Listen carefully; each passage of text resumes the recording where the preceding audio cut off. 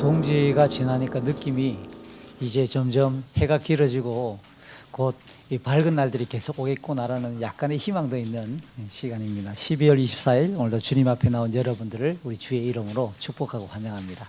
함께 나눌 설교 본 말씀은 갈라디아서 2장 11절부터 14절입니다. 신약성경 갈라디아서 2장 11절 그리고 12절, 13절, 14절 넉 절의 말씀을 함께 나누죠.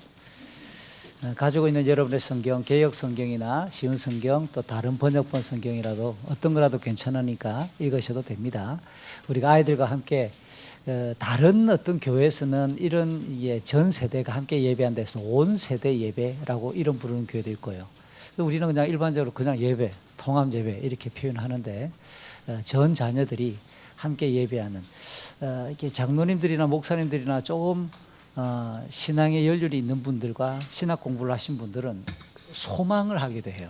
해보고 싶은데 이미 그렇게 안 해봤으니까 긴장을 많이 하더라고요.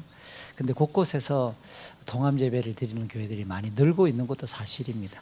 우리는 처음부터 그렇게 드렸는데 그래서 아이들이 읽기 쉽도록 번역된 쉬운 성경을 주일 설교 부분으로 제가 사용하고 있다는 것을 양해해 주시길 바라요. 제가 2장 11절 갈라디아서 먼저 읽습니다. 우리 한 절씩 나누어서 읽습니다. 2장 11절을 읽습니다. 베드로가 안디옥에 왔을 때 그가 잘못한 일이 있어서 내가 그를 대면해서 나무랐습니다.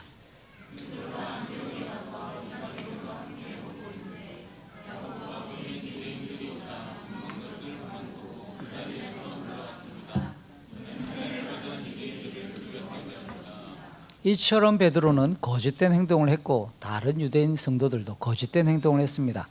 심지어 바나바조차 그들의 거짓된 행동에 유혹을 받았습니다.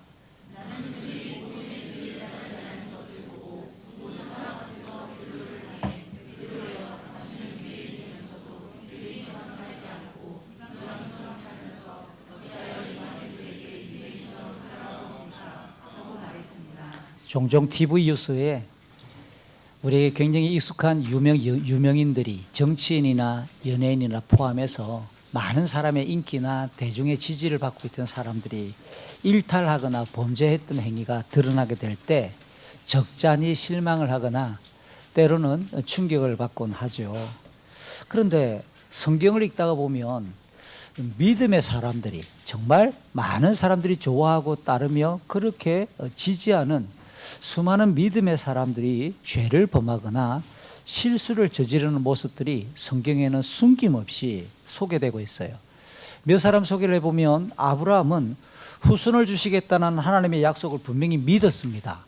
그래서 아내와 함께 의논합니다. 하나님이 당신을 통해서 후손을 주겠다고 약속했는데 본인은 아이를 낳을 수 없는 몸의 상태라는 사실을 누구보다 잘 알아요. 그러니까 제안을 합니다.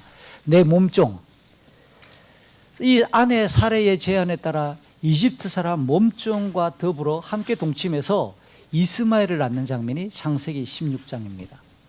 모세도 민수기 20장에 보면 거의 40년 가까이 40년 동안 힘껏 이스라엘 사람들을 출애굽하고 난 이후에 광야 생활을 힘겹게 버티며 그렇게 끝나갈 쯤이에요. 40년이 다 지나왔습니다. 그런데 하나님의 말씀을 온전히 순종하지 않고 그냥 이스라엘 백성들에게 화를 확 불컥내었다가 가나안 땅에 들어가지 못하는 굉장히 충격적인 결말의 이야기도 나옵니다. 사무엘하 11장 다윗은 또 어떻습니까?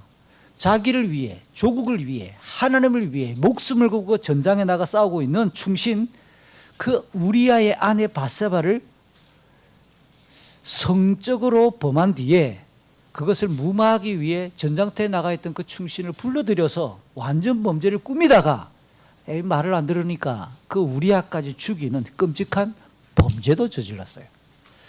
열왕기상 19장에는 엘리야가 자기 뜻대로 일이 진행되지 않자 또 크게 낙담하면서 하나님께 대어듭니다. 나를 죽여주십시오. 여러분, 제가 지금 언급했던 이 네 사람은 신구약 성경 전체를 논할 때 하나님의 구원 역사를 논할 때 결코 빠뜨릴 수 없는 위대한 사람들이에요. 아브라함 예수님의 조상이잖아요. 모세 율법을 선포했고 하나님의 법을 선포했던 사람이에요. 다윗 예수님이 조상이면서 왕으로 오실, 내일 성탄절 주제 설교 주제가 왕으로 오신 예수님이, 그 예수님의 왕권과 예수님을 또 직접적인 조상으로 그렇게 소개된 인물이고, 엘리야는 구약 전체를 이분할 때, 율법과 선지서로 나눌 때 율법이 모세라면 선지자들, 선지서를 대표하는 인물로 엘리야가 나오는 거예요. 그러니까 이 네 사람은 구약 성경 전체에서 빼놓을 수 없는 네 사람을 뽑으라 그러면, 다른 분들에게 좀 죄송하지만 신구약 성경 전체 흐름을 놓고 볼 때 이 네 사람은 기둥 같은, 네 기둥을 말하는 사람들이에요. 그런데 이들이 이와 같은 실수나 연약함이나 심지어 죄를 범했단 말이죠. 이들의 양상을 다시 분석을 해보면, 아브라함의 경우는 하나님의 뜻을 인간적인 방법으로 실행하거나 이루려고 했던 실수예요. 그 다음 모세는 인간적인 감정을 마지막까지 참지 못했어요. 이 부분을 언젠가 제가 설교하면서도 모세가 실수를 했다고 볼 수 있는 장면인데, 그래도 참았어야 될 것을 참지 못하고 의분을 쏟고 말한 거죠. 감정을 다스리지 못한 겁니다. 다윗은요, 지극히 육체에 타락했던 욕망을 다스리지 못했던 일이고, 엘리야는 하나님의 일을 너무 자기 중심적인 열정과 자기 계획대로 진행되어져야 되는데 왜 안 될까라고 하는 것 때문에 벌어진 그의 낙담이고 실수라고 볼 수 있는 겁니다. 결코 우리가 따라가지 말아야 될 부정적인 모범 사례들이에요. 그러나 부인할 수 없는 것은 우리에게도 이와 같은 모습들이 너무 쉽게 종종 자주 발견된다는 것이죠. 이들 모두는 물론 이후에 하나님의 이끄심에 따라 다시 연단받고, 그들은 하나님의 사람으로 끝까지 아름답게 믿음의 길을 걸어서 천국에 가면 다 볼 수 있는 사람들이 분명합니다. 바울은 이와 같은 사례를 마치 결론 내리듯이 디모데전서 1장 19, 20절에서 목회자 디모데에게 이렇게 말합니다. 믿음을 굳게 지키고 옳다고 판단되는 일을 하십시오. 옳다고 판단되는 일을 하십시오. 그러면서 이 옳다고 판단되는 일을 제대로 감당하지 못했을 때 후메네오, 알렉산더 두 명의 실명을 거론하면서 그들이 하나님을 욕되게 하면서 그들의 믿음이 깨어졌다고 이야기합니다. 여기에 믿음을 굳게 지키고 옳다고 판단되는 일을 하십시오, 이것을 원문을 직접 번역하면, 이럴 때 개역 성경이나 개역 개정 성경이 직접 번역했고 곧바로 살 없이, 이게 다른 해석 없이 곧바로 그 문장을 번역했기 때문에 잘 번역한 겁니다. 이렇게 되어 있습니다. 믿음과 선한 양심을 지키십시오. 믿음과 착한 양심을 지키라 라고 말하는 겁니다. 착한 양심, 성령께서는 우리에게 믿음을 주십니다. 믿음을 일으키셨습니다. 그런데 그 믿음이라는 것이 어떻게 작동하느냐면, 성령께서 주시는 그 믿음은 자연스럽게 부패한 욕망이나 자기를 주장하는 마음 대신에 선한 양심, 누가 선하죠? 그렇죠, 선하신 하나님, 그 하나님을 모든 판단의 기준과 감정의 기준과 또 그 하나님을 주체로 삼는, 주제로 삼는 그 마음이다 라고 성경은 가르쳐주고 있어요. 그런데 옛사람의 방식을 따르다 보면 자기의 생각, 자기의 만족, 자기의 감정, 자기의 욕망 등을 우선적으로 취하게 될 경우가 많은데, 그때마다 믿음이 위축되기 시작한다는 거예요. 그 다음 그 믿음이 자꾸만 그렇게 되면 깨어지거나 이상한 어떤, 자기는 믿음이라고 말하는데 전혀 건강하지 않는 믿음이 나타날 수 있다는 뜻입니다. 여기서 건강하고 바람직한, 건강하고 바른 믿음이란 반드시 착한 양심, 선한 양심을 지키며 결과적으로 착한 행실로 이어질 수밖에 없음을 강조하는 겁니다. 하지만 앞선 사례들처럼 인간적인 판단이나 감정적인 미성숙함이나 육체적인 욕망이나 과도한 자기 열정에만 사로잡히면 믿음과 양심은 어두워지고 흔들린다는 것을 기억해 주십시오. 딱 오늘 본문에서 베드로가 착한 양심에서 파손하고 그의 믿음이 흔들리는 지점을 소개하기 때문에 제가 길게 설명했습니다. 베드로가 안디옥을 방문했습니다. 그곳에서 그는 선한 양심을 지키지 못했던 유명한 일화를 말합니다. 그것을 바울이 가만히 보고 있다가 곧바로 공개적으로 지적하고 베드로를 책망하는 일입니다. 왜 그랬을까요? 그 베드로의 이 믿음이, 선한 양심이 어두워지는 그 지점이 인간적인 어떤 계산 때문이 아니라 예수 그리스도의 복음과 구원의 교리가 변질될 수 있고 그런 뉘앙스를 인상을 풍겼기 때문에 이거는 바로잡지 않으면 안 된다라고 하는 굉장히 중요한 시점이어서 바울이 대사도 베드로를 책망하는 내용입니다. 이 본문을 가리켜서 대개 성경 연구가들은 안디옥 사건이다라는 별명을 붙입니다. 성경 어디에도 이와 관련된 자세한 내용이 나오지 않고 딱 오늘 본문에만 소개하고 있는 이 사건을 안디옥에서 벌어진 사건, 안디옥 사건이라고 종종 부릅니다. 우리는 오늘 이 내용을 함께 살피면서 한 해가 마무리되어 가는 시점에서 딱 일주일 남았습니다. 2023년도가. 그래서 우리는 과연 믿음을 가지고 있거나 교회를 출석한다고 생각하면서 내 양심은 어떤지 우리 각자의 양심을 돌아보고 내가 그동안 1년 동안 그 이전까지 살아왔던 거 다 제쳐두고 2023년 한 해만 놓고 볼 때 우리 각자의 행실은 어땠는지를 마치 거울처럼 우리 자신을 뒤다봤으면 좋겠어요. 예수 그리스도의 복음과 믿음을 우리가 정결하게 유지하고 있는지를 헤아려 보면서 정리하고 새해를 맞는 것이 마땅하지 않을까라는 생각이 들어요. 오늘 본문을 위해서 직전의 문맥을 먼저 간략하게 소개합니다. 2장 1절부터 10절 앞부분의 내용을 잠시 보면 바울이 예루살렘을 다시 방문해서 초대 교회의 기둥 같은 지도자들과 교제하고 그로 인해서 자기가 사도로서 부름받아 지금 복음 사역을 감당하고 있다는 그 일을 확정을 받습니다. 그리고 바울이 증거했던 복음, 바울이 사역했던 복음, 바울이 이방인들에게 증거했던 그 복음은 구원을 위해서 그 어떤 양념이나 다른 것들이 첨가될 필요가 없는 절대 진리라는 사실도 확인이 되었습니다. 다시 말해 오직 예수 그리스도의 대속을 믿음으로서만 구원에 이른다라는 그 바울의 복음이 공식적으로 교회 안에서 교회를 통해 인정되는 내용이었더랬어요. 무엇보다 바울이 그로 하여금 예루살렘에 올라가 다른 사도들을 굳이 만나고 그가 증거했던 복음이 잘못되었는지 바람직한지 따지거나 확인하게 됐던 그 과정을 왜 필요했을까요? 성령의 계시를 따라. 굉장히 중요한 단어입니다.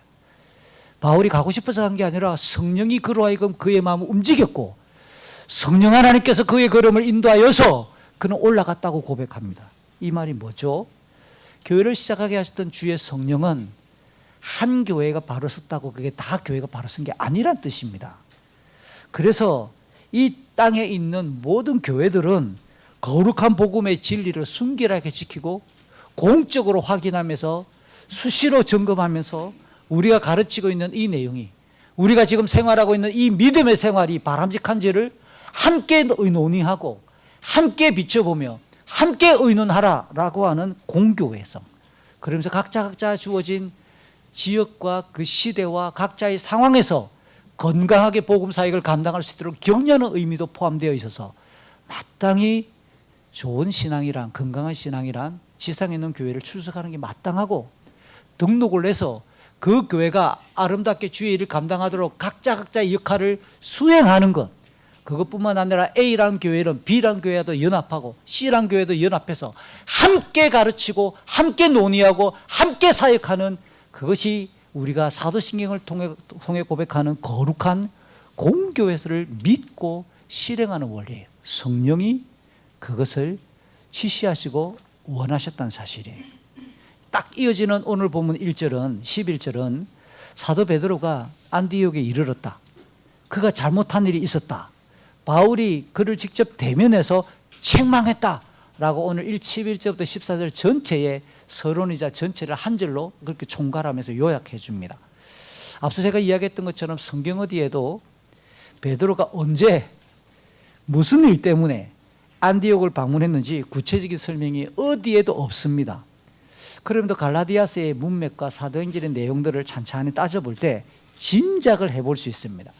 바울이 언제 그러면 안디옥 교회를 방문했을까? 그러면 자연적인 흐름에 따라 제가 앞 시간에 오늘 보면 바로 앞의 내용을 요약했잖아요.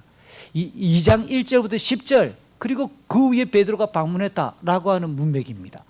그러면 최소한 베드로가 안디옥을 방문한 것은 바울이 예루살렘을 갔다가 온 그 이후에 방문했을 가능성이 높겠지요. 그런 흐름을 한번 잡아보세요. 그리고 베드로가 사도행전을 볼 때 사도행전 2장 이후 여러 지역을 다니는 내용들이 사도행전을 찬찬히 읽어보면 나오는데 베드로가 다른 지역을 방문하는 이유는 딱 한 가지밖에 없습니다. 뭘까요? 복음 사역하는 거예요. 루따를 방문하고 욥바를 방문하고 고넬리오 집을 방문하고 베드로가 한가하게 놀러 다니거나 그냥 뭐 그럴 수도 있긴 하겠지만 그냥 어떤 이렇게 개인적인 어떤 스키 캠프 가기 위해서 가고 이런 거 없습니다. 그가 다른 지역을 가는 유일한 목적은 성령의 감동을 받아 성령의 이끄심을 받아 그는 복음 사역과 관련해서 다른 지역들을 이동합니다. 그리고 오늘 본문에도 베드로가 안디옥에 온 이유 중에 하나는 복음 사역과 관련된 걸음으로 우리는 충분히 짐작하는 것이 자연스럽겠죠. 아울러 안디옥 교회가 그러면 어떻게 생겨났는가를 한번 생각을 해보세요. 사도행전에 나오는 이야기입니다. 예루살렘에서 제일 먼저 교회가 시작되었습니다. 성령이 그곳에 임했고 베드로가 설교했고 사도들이 설교했고 그래서 수많은 사람들이 믿는 사람들이 생겨났는데 예루살렘에 있는 교인들은 100% 예외가 없습니다. 한 명의 예외도 없습니다. 100% 인종적으로 1번 한국 사람, 2번 일본 사람, 3번 중국 사람, 4번 유대인. 누굴까요? 100% 유대인입니다. 다른 민족이 예루살렘 교회에는 있을 수가 없었습니다. 그러니까 예루살렘 교회는 전부 유대인들만 처음 예수를 믿어서 유대인 성도들이 이루어진 교회였어요. 그러나 그 예루살렘 교회에 이 유대인들이 동족들, 예루살렘과 유대 지방에 살고 있는 대다수의 이런 유대인들, 동족들로부터 박해를 받기 시작합니다. 핍박을 받기 시작하고 심각한 핍박을 받아 예루살렘에 계속 머물 수가 없어서 이들이 흩어지기 시작합니다. 동서남북으로 흩어지는데 북쪽으로 쭉 걸어 올라가면 북쪽에 시리아 지방이 나옵니다. 그 시리아 지방의 대표적인 도시가 제일 큰 도시가 바로 안디옥이었어요. 예루살렘에 있던 유대인 성도들이 핍박을 피해 쭉 걸어 올라와 시리아 지역의 안디옥에 도착했을 때 제일 먼저 누구에게 복음 전했을까요? 1번 안디옥에 있는 유대인, 2번 안디옥에 있는 이방인들. 순서가 안디옥에 있는 이방 유대인들을 찾아가서 그들에게 야, 나 예수 믿어. 그 예수가 구약시대부터 하나님께서 계시하셨던 메시아가 맞아. 이렇게 유대인들에게 먼저 복음을 전했는데 안디옥 지역에 보니까 대부분의 이웃들이 또 이방인들이란 말이에요. 혹시나 싶어 이방인들에게도 예수 그리스도를 믿어야 우리가 구원을 받습니다 라고 그렇게 복음을 전했더니 세상에 안디옥 지역의 이방인들이 유대인들이 증거했던 복음을 듣고 그들이 회심하고 믿는 자들이 생기면서 그렇게 시작되었던 지구상에 이방인들이 출석하기 시작한 최초의 교회, 그게 안디옥 교회거든요. 이렇게 이방인들이 야, 대거 교회 안에 같이 모이기 시작한다라는 이야기를 듣고 예루살렘 교회가 그곳에 목회자를 파송하는데 그 목회자가 바로 바나바였어요. 바나바가 이 안디옥 교회에 파송되어서 목회를 감당하다가 자기 혼자 힘으로 너무 분주하고 힘드니까 이웃에 있는 또 바울을 불러들여서 함께 그 안디옥 교회에서 동력하고 목회했다더라. 이게 사도행전 11장 19절 이하 26절까지의 내용입니다. 자, 그렇다면 베드로가 예루살렘에 있어야 될 이 베드로가 여기까지 온 이유, 안디옥까지 온 이유, 아마도 우리는 기억할 것은 이 갈라디아서의 문맥에 보면 베드로와 바울, 예루살렘에 있는 사도들과 바울 사이에 주고받는 대화 내용을 보면 바울과 바나바는 이방인들에게 복음을 전하라는 하나님의 부르심을 받았고 베드로와 야고보와 요한이나 이런 기존의 사도들은 누구에게 복음을 전하라고? 유대인들에게 복음을 전하라고 하는 소명을 받아 그들이 각자 흩어졌다. 이런 이야기가 이미 나왔어요. 그럼 베드로가 안디옥을 방문한 이유는 자연스럽게 예루살렘에서 출발해가지고 안디옥 지역의 유대인들에게 주로 복음을 전하기 위해 왔겠다. 두 번째, 이 안디옥 교회 목회자를 어디에서 파송했다고요? 예루살렘 교회에서. 그 예루살렘 교회의 최고 지도자가 야고보, 베드로, 요한. 그러면 베드로는 자기도 함께 격려하고 보낸 이 바나바가 이방인들이 많이 모여있는 안디옥 교회를 목회하고 있을 때 자연스럽게 안디옥 교회가 유대인들만 있던 예루살렘 교회랑 이방인들과 유대인들이 섞여 있는 이 안디옥 교회의 예배 모습은 어떨까? 그러니까 궁금하잖아요. 격려도 필요하고 찾아와가지고 함께 응원도 필요하고 그래서 안디옥 교회의 예배와 그 믿음을 돌아보기 위해 왔겠다. 가능한 일이잖아요. 이걸 교육에서는, 교육행정에서는 장학시찰 이렇게 말하는 겁니다. 충분히 가능한 이야기죠. 그 다음 바나바와 바울, 이미 예루살렘까지 2번이나 왔다 갔다 하고, 바나바는 예루살렘 교회가 믿어서 파송했으니까 이 바나바와 바울, 이 동역자들이 어떻게 사역하고 있는지 견학도 필요하고 연구도 필요하고 응원도 필요하고, 그러기 위해서 베드로가 방문했겠죠. 이런저런 목적을 다 종합할 때 베드로는 복음 사역과 함께 안디옥 교회를 격려하기 위해 분명히 왔을 가능성이 높은 거예요. 거기에 예루살렘 교회를 향해서 유대인들이, 예루살렘에 있는 동족 유대인들이 계속 핍박을 끊임없이 박해를 가고 있으니까 그 박해의 주 목표 중에 하나가 베드로였기 때문에 최고 지도자를 완전히 부서뜨리고 복음을 못 전하게 하기 위해서 예루살렘에 있는 종교 지도자들이 계속 베드로를 감시하고 있으니까 베드로는 잠시 요양을 하거나 피할 목적도 있었겠지요. 이런 것들이 종합적으로 쓰여졌을 때 베드로가 이 안디옥 교회를 방문한 겁니다. 그런데 도대체 어떤 일 때문에 바울이 초대교회 최고 지도자 중에 한 명이라고 당당히 우리가 인정할 수밖에 없는 사도 베드로를 조용히 불러서 건의한 게 아니고 대면을 해서 면책하고 책망하는 일이 벌어졌을까?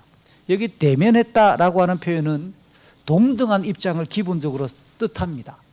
숨어서가 아니라 정정당당하게 직접적이고 공개적이며 분명하게 지적했다라고 하는 거잖아요. 책망했다고 하는 이 단어 안에는 어떤 뉘앙스까지 포함됐느냐? 비난했고 정죄했다는 단어까지 포함됐습니다. 그렇게 바울이 살짝 지나가면서 농을 친 게 아니라 베드로를 정면으로 바라보고 절대로 그러면 안 된다라고 이거는 비난했고 정죄를 이야기한 거예요. 당신 죄를 지었다고 이야기할 만큼 세게 이야기한 거예요. 쉽게 말하면 교회 안에서 용어로 보면 권징에 해당하는 겁니다. 권징의 첫 번째가 근신을 이야기하는 거예요. 당신 잘못했으니까 그러면 안 된다라고 강하게 직접적으로 지금 선언했다라는 뜻입니다. 그러니까 무슨 일이었든지 바울은 베드로를 향해서 개인적인 판단이나 개인적인 감정이나 개인적인 기준을 가지고 책망한 것이 아니라 하나님께 부름받은 사도로서 자기가 사도라고 하는 그 권위에 따라 동일한 직분을 가지고 교회의 위대한 지도력을 행사하고 있던 동료 사도에게도 엄중하게 매우 철저하게 그의 잘못을 지적했다라는 뜻입니다. 곧바로 12절에서 바울이 베드로를 책망했던 구체적인 사항이 밝혀져요. 베드로가 안디옥에 왔습니다. 안디옥에 와가지고 이방인들과 함께 음식을 먹고 있는데 야고보가 보낸 유대인들이 그 안디옥에 도착하자마자 슬그머니 식사를 안 한 것처럼 슬쩍 식사를 중단하고 일어나 그냥 그 자리에서 물러가 혼자 어딘가에 툭 떨어져 버리는 거예요. 이 베드로가 왜 이랬나? 할례 받은 유대인들을 두려워했기 때문이다 라고 12절은 설명합니다. 그래서 오늘 이 12절 안디옥 사건을 되짚기 위해서 12절을 두 부분으로 탁 앞뒤 부분 나누어서 보면 조금 더 의미가 새로워질 거예요. 첫 번째 부분입니다. 베드로가 안디옥에 와서 그래요. 그러면 이방인들과 함께 음식을 먹었다. 이 내용을 한번 살펴봐요. 이 이방인들은 누굴까요?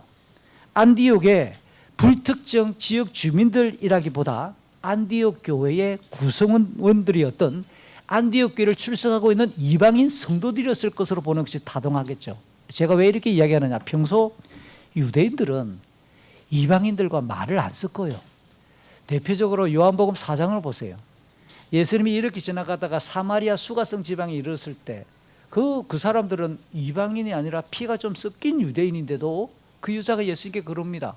유대인들은 우리 사마리아 사람들에게 말도 안 섞는데 당신 복장을 보니까 딱 유대인이고 우리 동네 사람도 아닌데 어찌하여 당신이 나한테 말을 거냐. 이게 충격적이었던 거예요. 이방인들은, 유대인들은 서로 상종을 안 했습니다. 유대인들에게 이방인과 같이 식사를 한다. 여러분, 식사는 유대인들에게 어떤 의미냐면 그냥 밥 한 끼 먹어서 배가 부른다, 방구를 뿡뿡 뀌다, 이 정도 개념이 아니에요.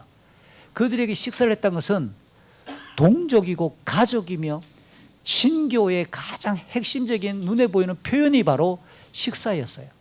제사를 드리다가 화목제사, 남은 재물을 가지고 거기서 먹는다고 말하는 것은 예배를 받으시고 재물을 받으시는 하나님과 내가 지금 하나가 되었고 친교를 나누면서 지금 우리가 온전하게 가까워졌다라고 하는 공식적인 표현이에요. 그래서 함께 누군가와 밥을 먹는다, 초대를 해서 밥을 먹는다고 말하는 것은 완전히 당신과 내가 지금 동맹을 맺었고 우리는 하나다라고 하는 것을 보여주는 대표적인 문화의 상징이 식사입니다. 그러니까 이방인과 같이 식사하는 것은 있을 수가 없어요. 그들의 종교법, 유대법에, 유대교인의 법에 엄격하게 금지되어 있는 거예요. 주전 2세기경에 만들어진 작품으로 지금 이 갈라디아서가 기록되고 있을 주 1세기경에 유대인들에게 굉장히 큰 영향력을 미쳤던 경전 중에 하나, 희년서라고 하는 위경이 있습니다. 유대인의 종교법에 굉장히 중요한 자료예요. 그 희년서 22장 16절에 보면 이런 내용이 나옵니다. 모든 유대인들은 들으라. 스스로 이방인들과 함께 분리하거라. 그들과 함께 음식을 먹어서는 안 된다.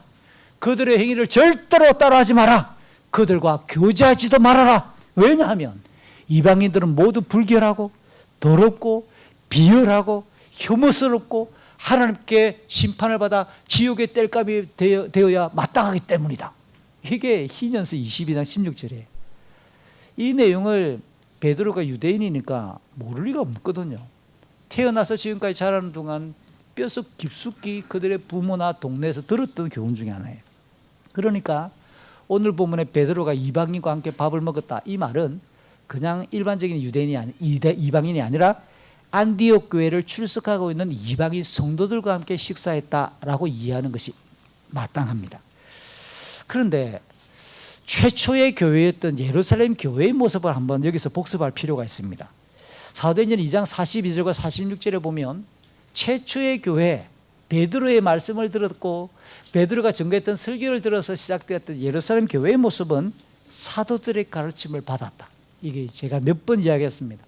갈라디아서가 교회 생활하는 데 있어서 얼마나 중요한 교리와 뼈대를 제공하고 있는지 제가 몇 번 이야기하죠. 왜 하나님의 말씀을 들었다, 왜 성경에 대한 교훈을 들었다, 이런 말 안 하고 사도들의 가르침을 받았다고 했을까요? 성경을 읽는 사람들마다 각자 해석이 있고 각자 감정과 각자의 적용이 다 달라요. 무엇이 가장 공신력이 있고 교회를 세우는 핵심적인 교리인가? 사도들의 가르침이에요. 사도들이 해석했던 성경, 사도들이 가르쳤던 예수님에 대해서 우리가 모르면 자기는 신앙생활을 잘하고 헛꿈 이렇게 말하나 근거 없는 주장을 내실 가능성이 높기 때문에 그래요. 사도들의 가르침을 받았어요.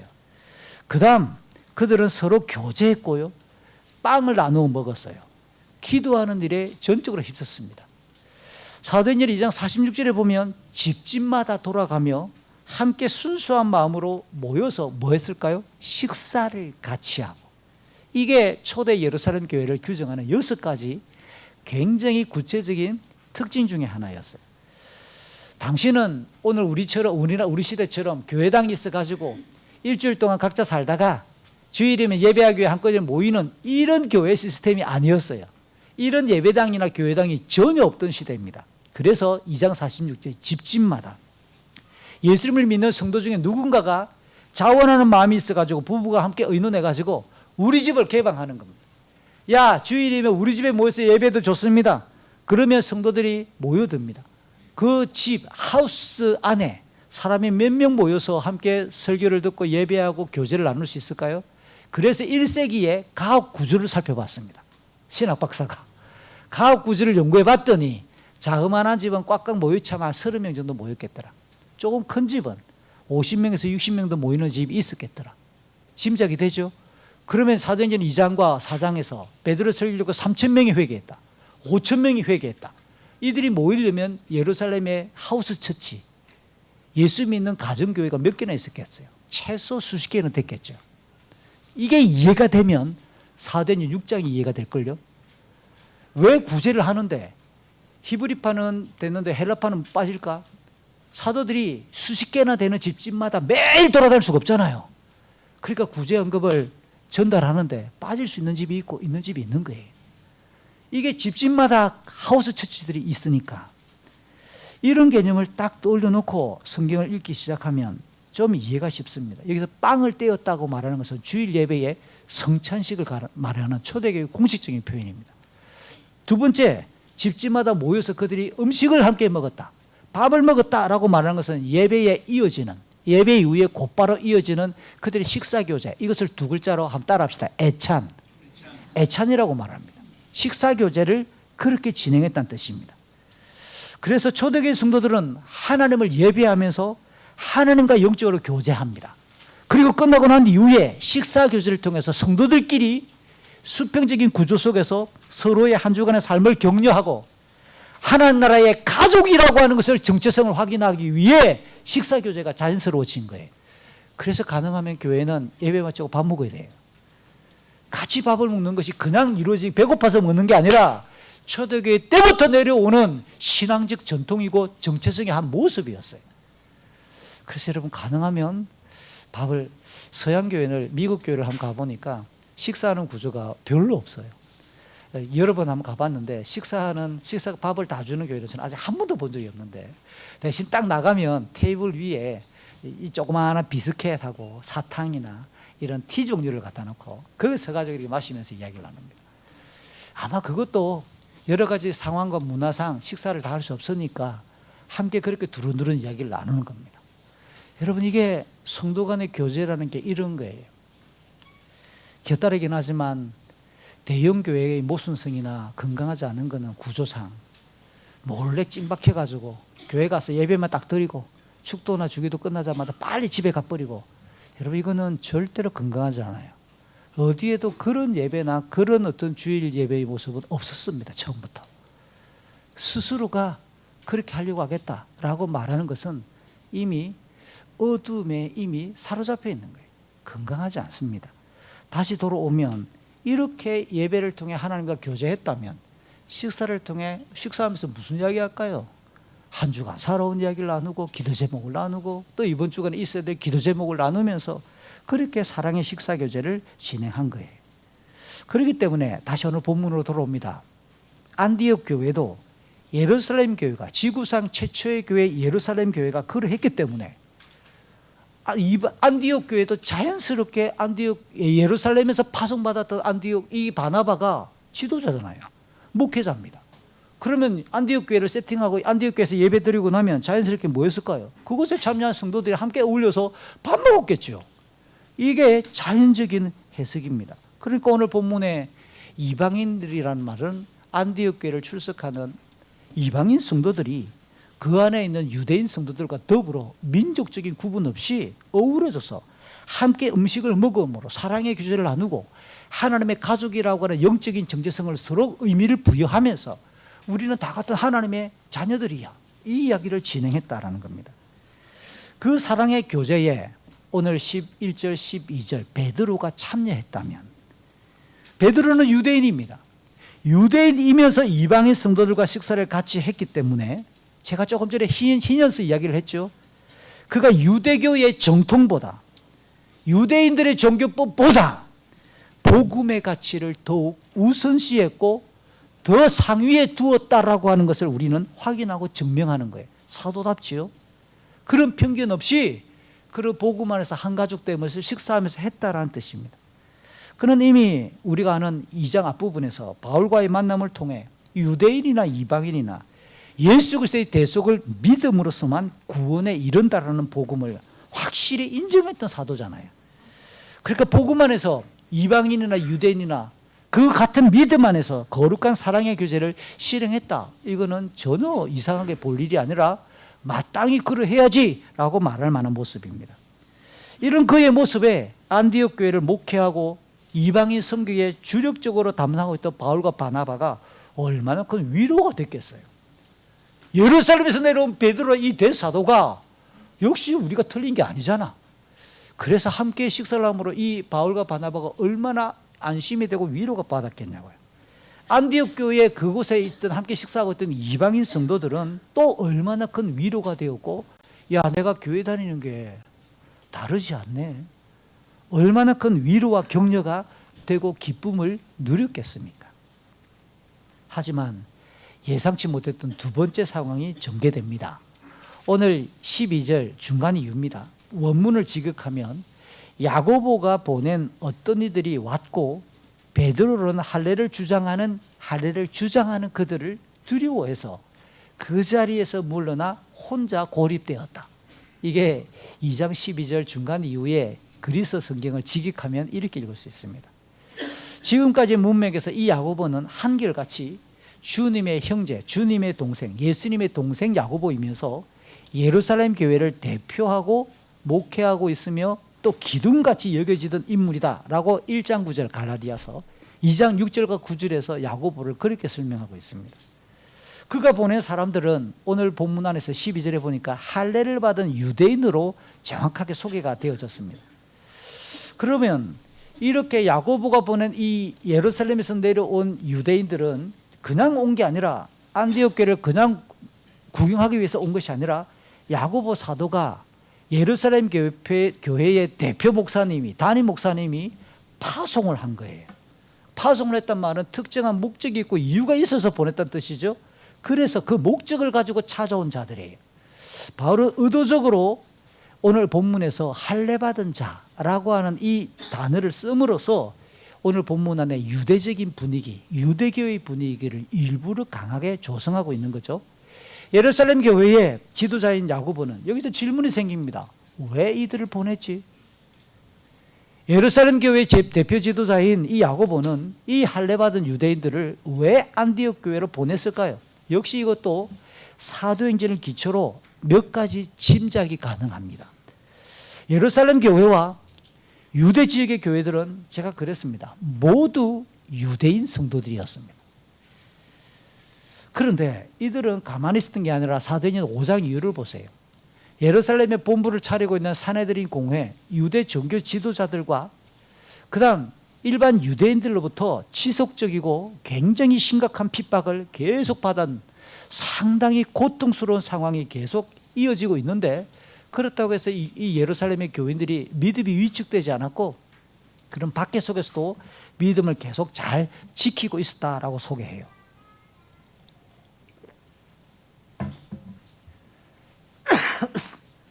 베드로는 하나님의 부르심을 받아 자기 소명대로 유대인들에게 복음을 전하기 위해, 복음과 관련된 사역을 위해 예루살렘을 벗어나 여러 지방을 다니면서 복음을 전하기도 하고, 그 결과 또 수많은 사람이 예수님을 믿게 된 이야기가 사도행전 9장 32절 이하에 소개되어 있습니다. 그리고 때로 베드로는 다시 원래 자기가 사역하던 예루살렘을 방문해서 본인이 어떤 일을 그동안 진행했는지 사역을 마치 보고하듯이 예루살렘에 있는 교회나 지도자들과 대화를 하곤 했습니다. 여기 문제가 있어요.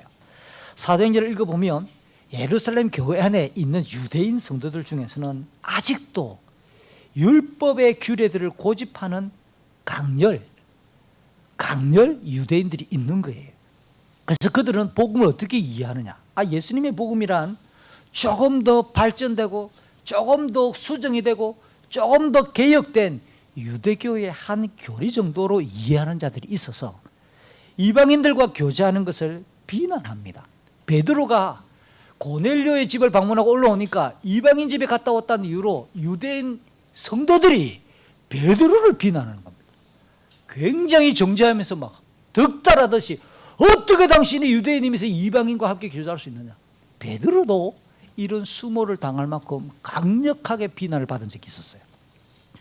그 다음 또 사도행전 15장 1절에는 이방인들이 구원받기 위해서는 반드시 할례를 받아야 한다라고 주장하는 유대인 강렬 성도들도 있었다는 뜻이에요. 실제 그리스도의 복음을 똑같이 고백하더라도 우리도 마찬가지입니다.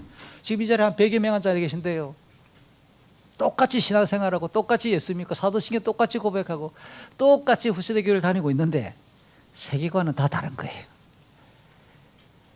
각자의 유전, 교육의 상황, 그 다음 속한 문화 배경, 기타 등등 살아왔던 삶의 경험을 다 동원해서 각자가 적용하는 세계관은 다 다양합니다.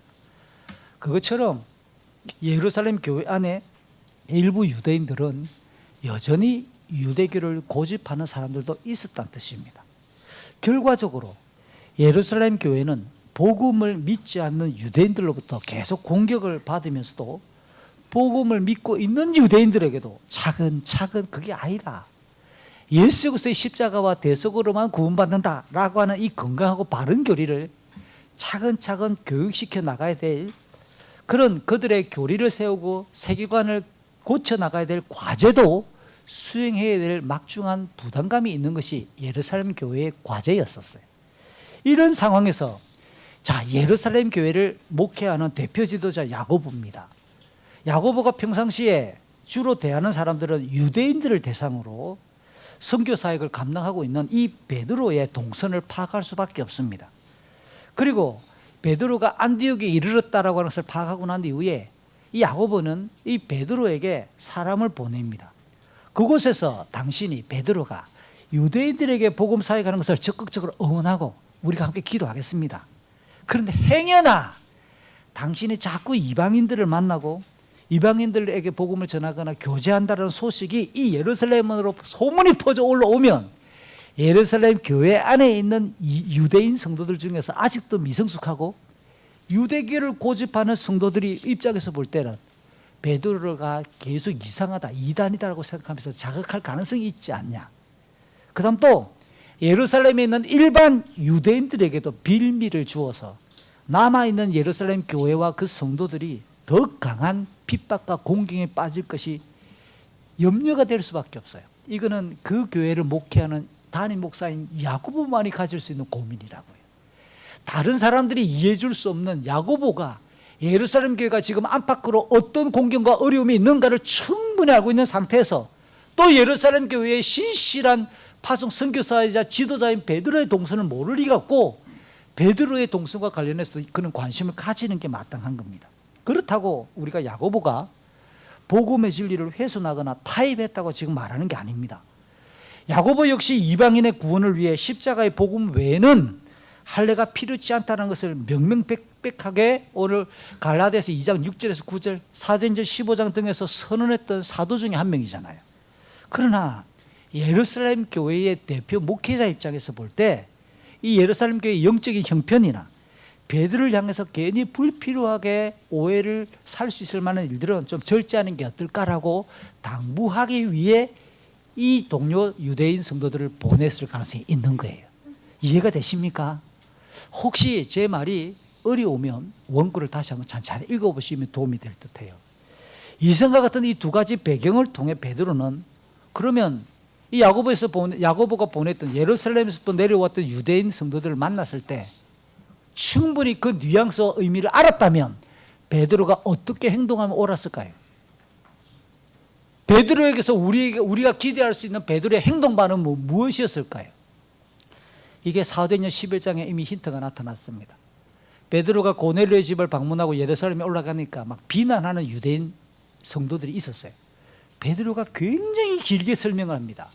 내가 가고 싶어 간 게 아니다. 내가 요빠 무두장의 집 시문에서 기도하고 있는데 하나님께서 나에게 하늘로부터 보자기를 내려줬다. 기도했다. 그런데 갑자기 우리 집 문을 두드리는 거다. 그리고 이 사람들 고넬료 집안에서 보낸 사람들이 왔다. 그런데 내 마음에 하나님의 성령의 감동이 있었다. 가란다. 내가 무시라고 안 가겠나? 따라갔다. 그런데 고넬료가 막 친척과 친구들을 그 집에 엄청나게 모아놨더라. 내가 한 말은 간단하다. 우리는 구약부터 이런 걸 믿어왔고 율법을 믿어왔다. 근데 예수님이 우리를 위해서 죽으시고 십자가에서 부활한 것을 성령을 통해서 나는 알게 되었다. 그 말 했는데 갑자기 다 울더라. 다 회개하더라. 그건 뭐야? 우리가 똑같은 거 아이가? 그래서 내가 그들에게 예수의 이름으로 세례 베풀고 왔다 아이가? 뭐가 잘못됐는데? 차근차근 설명을 해요. 11절. 그랬더니 유대인 성도들이 어떻게 해요?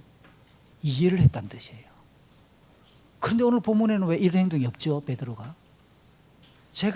우리가 함께 베드로가 어떻게 행동했어야 옳았을까라고 질문을 할 때 야고보가 보낸 유대인 성도들에게 사도행전 11장처럼 좀 여유를 가지고 일단 여유를 가지고 앞뒤의 상황을 통해 차근차근 설명했으면 어땠을까? 그가 여유를 잃지 않았으면 어땠을까? 어렵지만 베드로는 너무 아쉽지만 너무 안타깝지만 베드로에게는 그런 여유가 없고 설명하는 분위기가 없어요. 이미 그는 그들을 보자마자 두려움에 사로잡혀 버렸습니다. 이 두려워했다 이 단어는 예수님께서 마태복음 10장 26절 28절에서 예수님이 하신 말씀에 이런 말씀이 있습니다. 너희들은 사람을 두려워하지 마라. 사람의 영혼과 육체를 한꺼번에 지옥에 던져버릴 수 있는 하나님만을 두려워해라 라고 말할 때 그 두려움과 똑같은 단어입니다. 베드로는 자기에게 쏟아질 동료 유대인 성도들의 비난과 정죄를 또 이 사람들이 올라가 또 보고하면 또 내가 또 시콜콜하게 다 말해야 되는 거 아닌가라는 스트레스, 그 다음 동족 유대인들의 그 비난에 대해서 과도한 압박, 요걸 이제 의학적인 요론은 트라우마라는 말을 하기도 합니다. 그러니까 베드로가 사도행전 11장에서 고넬료 집을 방문하고 난 이후에 예루살렘에 올라가 유대인 성도들에게 차근차근 설명했던 이게 굉장히 힘겨웠고 어려웠고 그 마음에 상처가 되었을 만한 일이었음이 분명합니다. 별것 아닌 것 같은데 사도 베드로에게는 충격적인 아픔이 있는 하나의 과거의 일이었죠. 근데 비슷한 일을 오늘 또 겪으니까 과도한 압박에 시달릴 수밖에 없습니다. 그가 주님의 인도하심으로 이방인 고넬료의 집을 방문해서 복음을 전하고 예루살렘에 이르렀을 때 유대인 신자들로부터 이미 공격을 받았던 것을 제가 설명했었습니다. 이런 내용들이 함께 겹치면서 그런 또 엄청난 정신적인 압박에 시달렸을 수 있습니다. 게다가 자기 때문에, 자기 한 사람 때문에 예루살렘 교회 전체가 공경을 받고 핍박을 또 받을 수 있다, 더 큰 공경에 빠질 수 있다는 생각을 겹치며 죄책감까지 들 수도 있겠죠. 바람직한 행동을 했는데 죄책감까지 혹시 또 들 수도 있을지도 모릅니다. 그러니까 이런 내용들이 겹쳐 식사의 교제에서 스스로 물러났고 혼자 고립되어 분리되어서 그렇게 그 자리를 뜨고 말았다는 겁니다. 베드로의 사례에서도 우리가 굉장히 중요한 행동의 주요 기초가 뭘로 보입니까? 두려워했다, 감정이에요. 이게 인간을 연구하는 심리학이나 교육학자들이 많이 연구합니다. 결국은 행동 수정이 일어나야 되고 행동의 변화가 일어나는 것을 또 교육이나 심리학이나 상담학에서 굉장히 중요한 목표로 설정하는데 그 뿌리가 어디 있느냐? 아무리 이게 이성적으로 생각하려고 해도 잘 안 됩니다. 오늘 본문에서도 두려워하니까 이러잖아요. 감정이에요. 처음부터 그 감정이 이미 틀어지거나 상하고 나면 아무리 마땅하고 건강한 설명을 해도 안 들려오는 거예요. 이미 감정이 틀어졌으니까. 이게 중요합니다. 그래서 우리가 평상시에 감정을 훈련을 잘할 필요가 있고, 감정이 틀어졌어도 내 행동은 윗선으로 보일지라도 억지로라도 수정하려고 하는 노력들이 필요할 때 감정 충분히 다스려집니다. 갈라디아서 5장 마지막 절에서 그래서 우리는 정과 우리의 욕심을 십자가에 못 박았다, 우리의 감정까지도 십자가에 못 박으면서 주의 성령 안에서 개발되고 다스려지고 바뀌어야 될 것을 어떻게 바뀌어야 될까요? 성령의 9가지 열매, 그렇게 우리가 바뀌어줘야 되는 거 아니겠어요?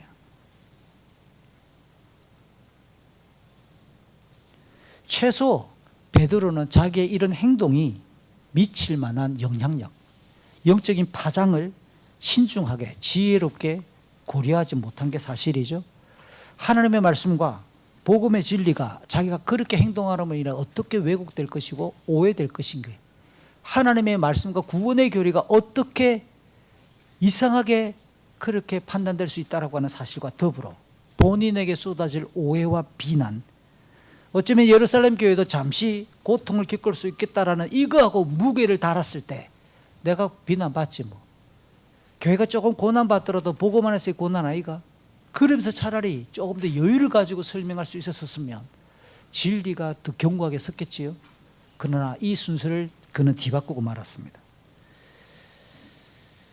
복음서에서 이 베드로의 모습은 매우 적극적인 모습이 자주 나오고, 역시 베드로도 대사도이긴 하지만 성화의 과정에 있음이 중요하고, 그런 매우 대단한 탁월한 기둥같이 여기는 지도자 사도가 분명했지만 적어도 오늘 본문을 놓고 보면 조급했고 불안했으며 연약한 모습을 보이고 말았다고 우리가 결론 지을 수 있습니다. 그의 양심이 두려움 속에서 잠시 어두워지고 마른 겁니다. 그 결과 믿음이 흔들리는 거예요. 그의 양심이 어두워지고 나면 그의 판단, 그의 행동은 불가피하게 복음과 상관없이 진행되고 마는 거예요. 과연 이 베드로의 행동은 어떤 파장을 불러일으켰을까요? 어떤 영향력을 주었을까요? 그게 13절 14절입니다. 13절 앞부분을 보니까 우선 바울이 그의 행동을 거짓된 행동으로 규정을 하는데요. 이 거짓된 행동을 그리스 단어로 놓고 보면 통상 위선이라고 하는 말로 번역하는 것이 더 어울립니다. 이는 베드로가 자기의 지성이나 평소의 지성이나 속마음과 다르게 얼떨결에 저질렀던 실수로 좋게 볼 수 있습니다. 그리고 그가 증거에는 베드로도 사도니까 복음을 증거했을 거 아니에요. 복음을 증거하는 사람이잖아요. 그가 증거하고 있는 진리와 상반되게 복음을 왜곡하는 잘못된 행동을 범한 이중적인 모습이라고 하는 뜻이 위선에 담겨 있는 거예요. 좀 더 깊이 들여다볼까요? 베드로가 이방인 성도와의 식탁 교제를 거부한 일은 유대인 신자와 예루살렘 교회를 위한 배려나 또 그와 유대인으로서 그가 살아왔던 사회 문화적인 차원의 양보이거나 덕을 세우겠다라고 뜻으로 우리가 적극적으로 해석해 줄 수 있지만, 바울은 삼위 하나님의 완전한 주권과 은혜로 말미암는 복음과 구원의 교훈을 약화시키는 행동으로 본 거예요. 이방인 성도의 정체성을 위협하는 신학적이고 교리적인 차원의 대단히 심각한 문제로 간주하였습니다. 종종 성도들이 그럽니다. 목사님 설교 중에 너무 신학, 교리적 그러는데요. 여러분 보세요. 신학이나 교리 없이는 건강한 신앙을 세울 수가 없습니다. 다시 말해 예수 그리스도의 피 묻은 복음을 믿어 구원을 받는다. 이 말 자체가 신학이고 교리잖아요.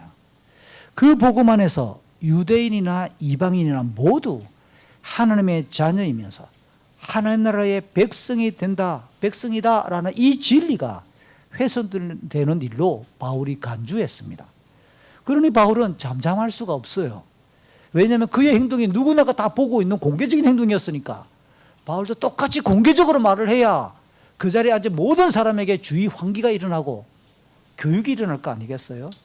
그래서 11절 대면하여 책망했다고 아까 설명한 거예요. 이렇게 바울이 베드로의 행동을 심각하게 판단해서 책망을 한 일은 베드로의 영향력이 그동안 매우 컸기 때문이 분명합니다. 13절 뒤를 볼까요? 베드로의 행동을 보고 함께 식사를 하고 있던 다른 유대인 성도들도 똑같이 따라했습니다. 이 다른 유대인 성도들은 안디옥 지역에 있는 유대인 성도들이었을 가능성이 높겠지요. 심지어 바울과 함께 안디옥 교회를 단임 목회하고 있던 바나바도, 바울과 함께 이방인 선교를 담당하고 있던 바나바조차도 그들처럼 이 거짓된 행동에 유혹을 받았다. 쉬운 성경이 거짓된 행동으로 일관되게 번역하고 있지만 역시 원문에는 계속 위선으로 표기되고 있습니다. 베드로가 포함되었던 이방인 성도와의 그 식탁 교제에는 안디옥 교회의 유대인 성도들도 예배 마치고 다 같이 참여한 사람들이 있었겠지요. 베드로가 예루살렘에서 내려온 그 유대인들을 보고 두려움 속에서 후다닥 자리를 뜨자 그 자리에 있던 유대인 성도들도 그대로 따라있고 바울과 함께 이방인 선교사에게 앞장서며 안디옥 교회를 목회하던 바나바조차 영향을 받고 말았다라는 겁니다. 역시 이것도 두 가지와 관련되는 내용들을 파악을 해볼 수 있는데요. 하나는 사도 베드로의 위치와 영향력을 단적으로 보여주는 내용입니다. 이 베드로는 예수님께서 직접 부르셨던 12사도들 중에서도 가장 먼저 주님께 제자로 부름받았던 사람이고 또 다른 사도들을 대표하는 모습이 복음서에 여러 번 나옵니다. 더군다나 예수님이 승천하신 이후 성령이 임하시자 가장 앞장서서 예수 그리스도의 부활을 증거하며 교회가 시작되는 그야말로 초석이 되었던 인물이에요. 그런 까닭에 예루살렘의 유대 종교 지도자들도 베드로를 견제하면서 구금하고 엄포를 놓고 매를 때리고 위험한 인물로 주시했다는 사실이 사도행전 4장에 나옵니다.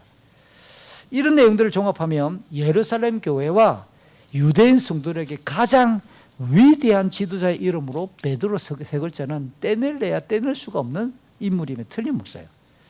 또 한 가지는 유대 사회가 이방인들을 대하는 평소 혐오감의 태도도 잘 드러납니다.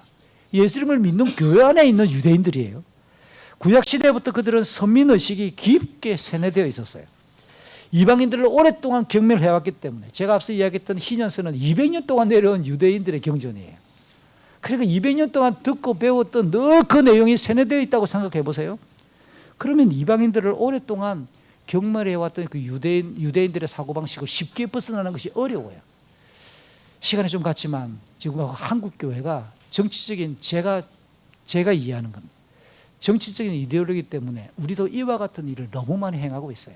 대표적으로 동성애라는 단어를 입에 오르기만 하면 낙인 찍습니다. 당신 지옥 가. NO! 성경 어디에도 그런 말 없어요. 동성애가 죄인 건 사실이나 동성애인이 교회에 와서 예배하는 것에 대해서 어떻게 여러분 보시겠어요? 그는 설교 들을 권리가 없습니까? 그는 주님을 다시 믿고 다시 삶을 바꿀 권리가 없냐고요. 교회가 그들에게 복음을 전할 기회를 왜 스스로 박차고 나가냐고요. 그건 아니잖아요. 예루살렘의 유대인들의 교회들이 지금 이러고 있는 거예요. 오랫동안 세뇌되어 있고 이방인들이 복음 안에 들어와 함께 식사는까지는 하는데 평소에 어떤 마음이 든다고요? 안절부절 못하면서 야 이거 혹시 누가 보면 어떻게 하지? 우리 이웃 유대인들이 혹시 나를 이게 보면 어떻게 할까? 긴장하고 있다는 뜻이에요. 그러니까 오늘 이 베드로가 후다닥 그 자리에 일어나니까 함께 그 자리에 밥을 먹고 있던 유대인 성도들도 바나바도 이방인 성도들을 향해 복음 안에서 형제 자매로 대하는 것을 부담스럽게 여기는 실정을 오늘 본문에 여지없이 드러나는 거예요. 저는 껍질을 더 깨야 된다고 생각해요. 진짜 복음 안에서 우리가 이 땅에 우리에게 질서 주었던 그 모든 것들이 깨어지기 위해 우리의 상처와 우리의 아픔들을 다 끄집어내기 위해 복음 안에서 우리가 그거 하나밖에 없다. 예수 그리스도의 이름의 영광을 위해 그리스도를 자랑한다. 이 한 가지 위대한 철칙 앞에 우리가 어떻게 순결해져야 옳을까? 저는 이게 교회가 마땅히 힘써야 될 지점입니다. 누군가 우리 교회 안에 정신질환을 갖고 있는 성도가 와서 예배 중에 발작이 일어났다. 어떻게 대하실래요? 예배 마치고 바로 나가서 누군가 담배를 피고 있다. 어떻게 대하시겠어요? 잿더리 갖다 주세요. 누군가 왔는데 술에 들깨가지고 술 냄새를 푹푹 풍기고 앉아있다. 예배드리고 있다. 그럼 맥소롱, 옛날에는 맥소롱인데 요새는 컨디션 F 만원짜리 사주세요. 이렇게 들고 있다가 호주머니 그런 분이 발견되면 다음 주 이 사람 또 오면 내가 이거 먹여야지. 그래서 한 주간 동안 여러분 준비했다가 컨디션 F는 10,000원 합니다. 일반 컨디션은 5,000원 하고 제가 가격을 잘 압니다. 딱 준비하고 있다가 다음 주에 오면 또 줘야지. 안 오면 내 마시고 또 죽었어요. 실제로 주님이 만났던 사람들이 그런 사람이고 그래서 예수가 수많은 유대인들에게 손가락질 받은 거 아니에요? 그러나 역설적으로 교회가 보여줘야 될 것이 뭐냐고요. 복음 안에서 예수 그리스도의 그 피 묻은 복음 안에서 그 누구도 예외 없이 그 십자가의 복음만으로 구원받는다라는 이 진리 앞에 어떤 일성과 가면을 갖고 있는지 다 내려놔야 될 거 아니겠어요?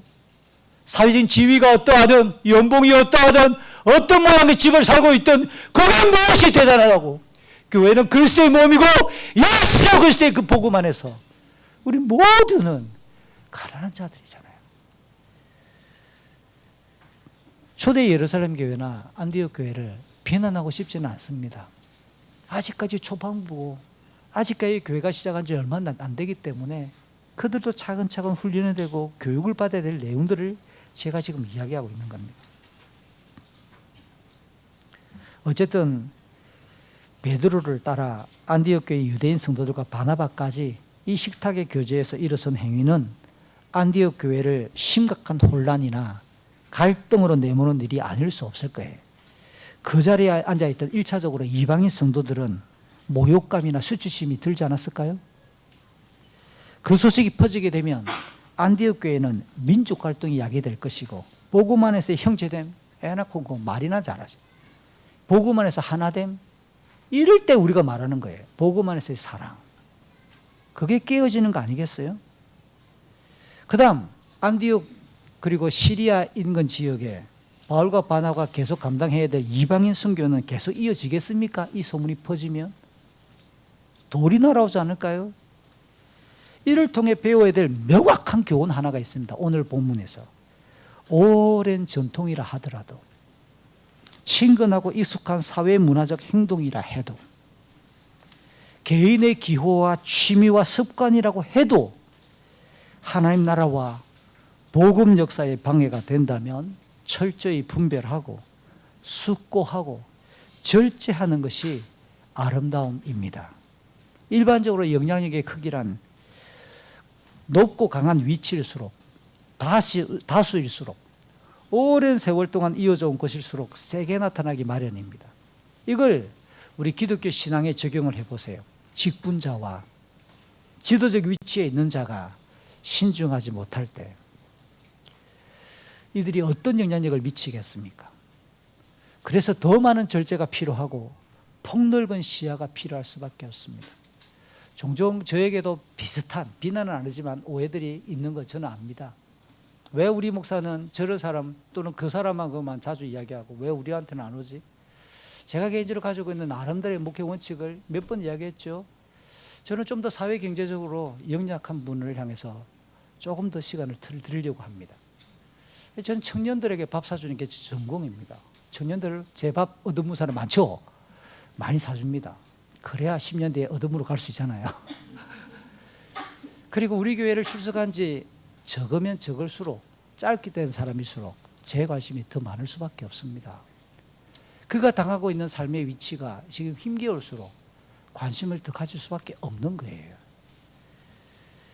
교회 생활에서는 연장자일수록 좀 더 오래 교회를 출석한 자일수록 성숙하다라고 인지되는, 객관적 주관적으로 인지되는 그 사람일수록 덕을 세우기 위해 주변을 돌아보고 자신의 행동 하나가 어떤 파급에 영향을 미칠 것인지를 더 신중하게 헤아려야 돼요. 이런 관점에 따라 14절에서 바울은 베드로를 포함해 그들이 복음의 진리를 따르지 않았다라고 판정한 거예요. 모든 사람이 보는 앞에서 최초 행동자인 베드로에게 유대인이지만 유대인처럼 살지 않고 이방인처럼 살면서 어찌하여 이방인들에게 유대인처럼 살라고 하느냐라고 그렇게 말합니다. 이 베드로에게 말했던 말이 사실 한글 성경을 여러분 읽어봐도 굉장히 어려워요. 학자들도 이 부분을 해설하는데 제가 보니까 명확하지 않은지 굉장히 까다롭고 여러 사람의 의견이 갈립니다. 이럴 때 제일 쉬운 게 그리스 성경 원어를 읽어보는 겁니다. 그냥 정리를 해보면 제가 살을 붙이면 이렇습니다. 하나님의 백성이라 자부하는 유대인들은 평소에 늘 하나님을 의식하면서 정직하게 신실하게 살아가야 된다고 늘 가르쳤거든요. 그런데 베드로는 하나님을 모르는 이방인들이 상황에 따라 이랬다 저랬다 하는 것처럼 지금 당신이 그런 거잖아. 위선적인 행동을 했잖아. 그러면서도 당신은 이방인 성도들에게 하나님의 경외하라고 정직하게 살아야 한다라고 설교한다면 그게 말이 되겠어요? 일반적인 이야기입니다. 이런 이야기로 그를 강하게 책망한 겁니다. 누군가는 이렇게 말할 수 있을 겁니다. 바울이 베드로를 조용히 만나 타이르거나 1대1로 만나 지적해도 되었을 것인데 모든 이들이 보는 앞에서 공개적으로 위대한 사도를 면책한 것은 늘 하는 말로 사랑이 없는 행위가 아닙니까? 버릇이 없는 행위가 아닙니까? 그렇지만 사도 바울이 다시 한번 이야기합니다. 개인적인 기호나 취향이나 감정 등으로 베드로를 책망한 것이 아님을 우리는 분명히 오늘 본문을 통해서 확인이 됩니다. 베드로의 신앙적인 위치, 그의 행위로 파생된 복음 진리의 훼손, 하나님 나라의 위축에 대한 사안이었기 때문에 더군다나 모두가 보는 사람 앞에서 일어난 일이기 때문에 모두가 보는 앞에서 공개적으로 공정한 울림을 바울이 드러낸 것이 맞는 거죠. 상대적으로 약한 위치였던 이방인 성도들을 이렇게 해서 보호하는 것이고 예수 그리스도의 은혜와 복음의 이 진리를 그 순결함을 수호하는 행위이고 계속해서 진행되어야 할 하나님 나라의 거룩한 역사를 위해 바울은 공의롭게 대처한 일입니다. 제가 왜 이렇게 말할까요? 흥미로운 점은 역시 성경 어디에도 없지만 본문에서도 베드로와 바나바 등의 이 본문에 포함된 지도자들의 반응이 전혀 언급되지 않고 있다는 사실이에요. 저는 믿습니다. 틀림없이 베드로와 바나바는 하나님과 복음의 진리 앞에서 자기 행위를 되돌아보며 심각하게 깊이 후회했을 것입니다. 하나님께 회개했을 것입니다. 그리고 이방인 성도들과 그 교회에 사과했을 것입니다. 이것이 바로 경건한 성도와 사역자의, 그래서 우리가 계속 베드로를 좋아하고 바나바를 존경할 수 있는 위대함의 한 지점이죠.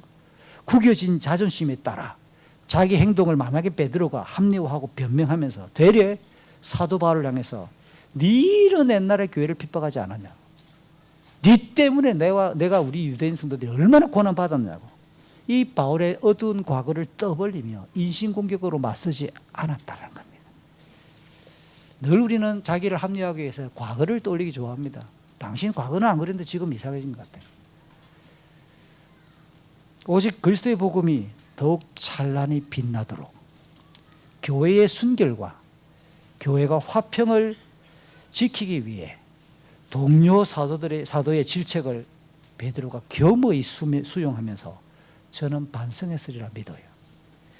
두려움으로 잠시 어두워졌던 이 베드로의 믿음과 양심이 바울의 이 책망을 듣고 비로소 다시 여명처럼 밝아졌을 것입니다. 이 지점에서 우리는 참으로 우리가 본받아야 될 경건의 모습이며 회개의 능력을 우리는 함께 점검해 봐야 될 것이에요.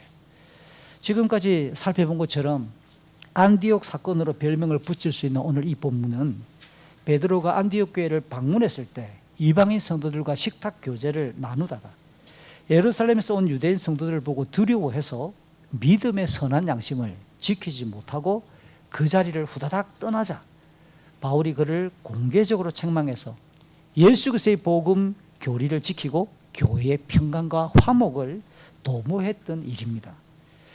믿음의 선한 양심이 둔해지고 어두워지는 요인들 몇 가지를 정리해 보면 이렇지 않을까 싶어요. 대개 육체적인 욕망이 계속 자리할 때 믿음이나 선한 양심은 어두워집니다. 그 다음 시대와 세속적인 가치의 유혹이 계속해서 우리의 믿음의 순결과 양심을 어지럽힙니다. 염려, 두려움 등이 오늘 본문과 관련해서 보면 우리의 믿음도 우리의 가치관도 세계관도 우리의 양심도 어둡게 만듭니다. 그러면 어떻게 해야 이런 것에서부터 우리가 이겨나갈 수 있을까요? 역시 예수님의 말씀 마태복음 10장 26, 28절을 가슴에 꼭 새겨주시기 바랍니다. 올 한 해가 끝나기 전에 올 한 해가 지나가면서 다시 우리 가슴에 새겨야 될 말씀입니다. 그러므로 사람들을 두려워하지 마라.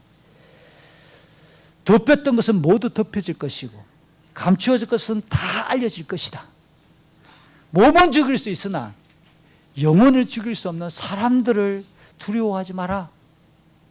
영혼과 몸을 모두 지옥에 던져 멸망시킬 수 있는 분을 두려워하라. 아멘.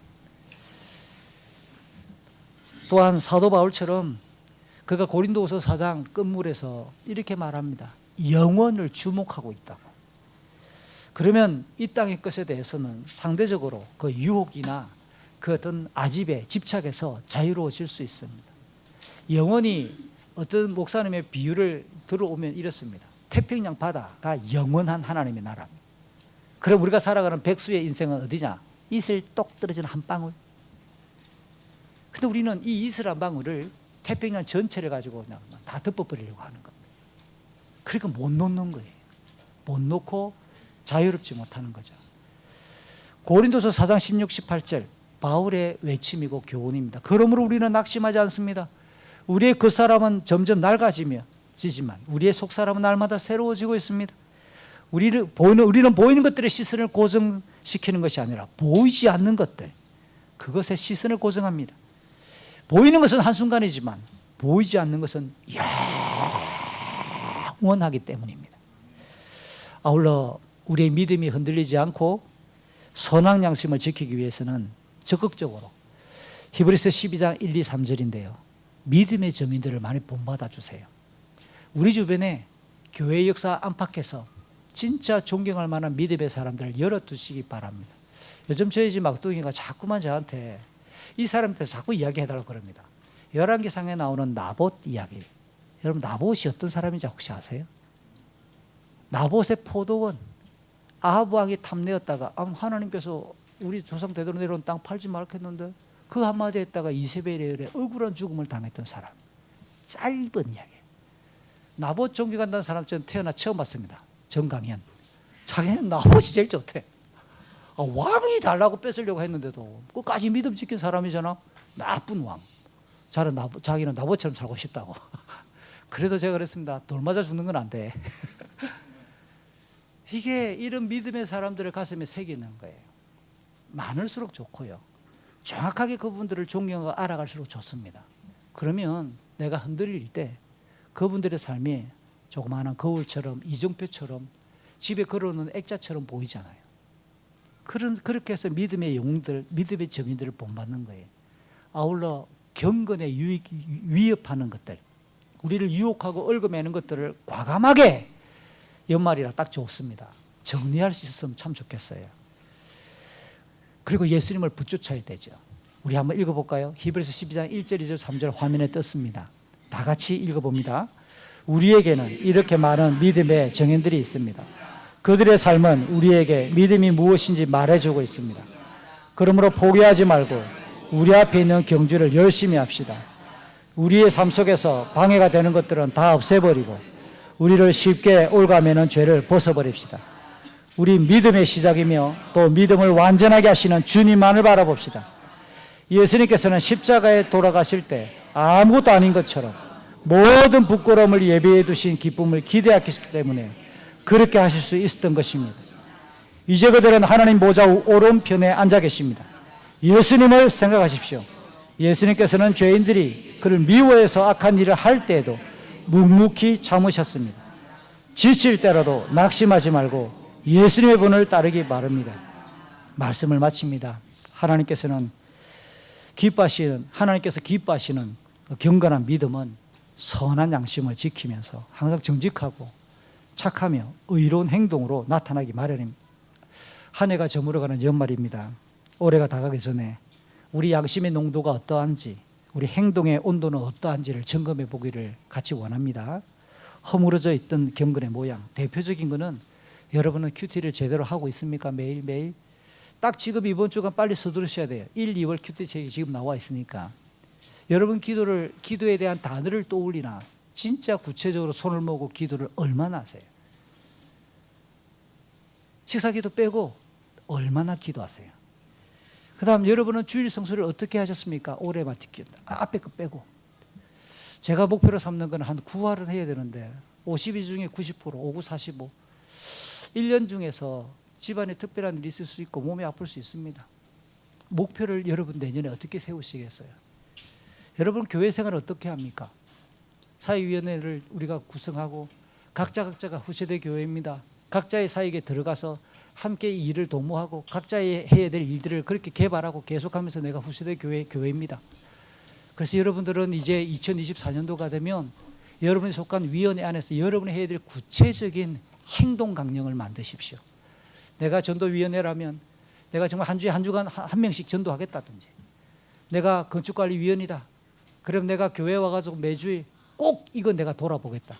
화단 청소 아무도 안 하는데 주일날 화단 청소 내가 하겠다든지, 그런 식으로 결단하는 거예요. 내가 친교위원이다. 그러면 일주일에 내가 한 가정씩 교인들에게 전화해야 되겠다. 그러면 50세대니까 1년에 내가 모든 세대 한 가정에 전화를 다 하겠구나. 내가 예배위원이다. 찬양팀이 아니라면 내가 우리 교회를 위해서 기도하겠다. 하루에 10분씩 내가 후세대 교회 성도 가정의 이름을 불러가며 기도하겠다. 이게 교회를 이루어가는 교회 생활이에요. 아울러 여러분에게 이야기합니다. 여러분은 여러분의 소득에 대해, 여러분 삶에 대해 매주일 매일 성실하게 헌금하십시오. 아울러 우리가 함께 후세대 교회를 이루어가고 주의 몸 된 교회를 이루어가기 위해 우리의 삶들이 어떻게 이 경건의 모양을 갖고 가는가, 그 그릇 안에 경건의 능력이 담겨 있어요. 모양이 없는데 어떻게 능력이 나타납니까? 경건의 모양이 없는데 어떻게 주의 일들이 역사가 일어나겠어요? 그 모양과 능력을 별개로 분리하지 마시길 바라고, 허물어져 있는 경건의 모양을 다시 수축해서 경건의 능력을 우리가 힘있게 나가고, 아울러 주의 성령께서 우리의 양심과 믿음을 새롭게 세워주시기를 간절히 바랍니다.